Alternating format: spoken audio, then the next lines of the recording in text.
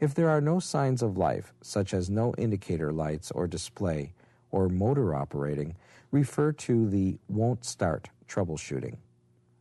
If the washer can be programmed but does not fill, check to make sure the door is closed completely.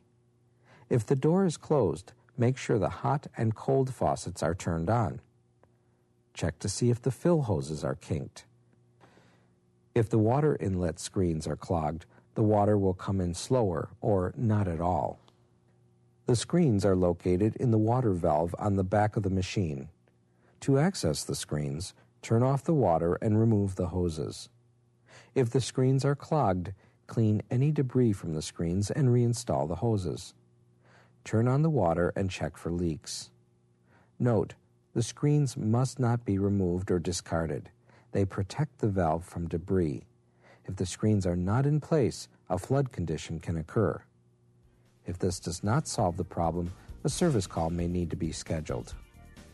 To find the right part for this and other do-it-yourself repairs, visit SearsPartsDirect.com or call Sears Parts Direct toll-free at 1-888-206-3622.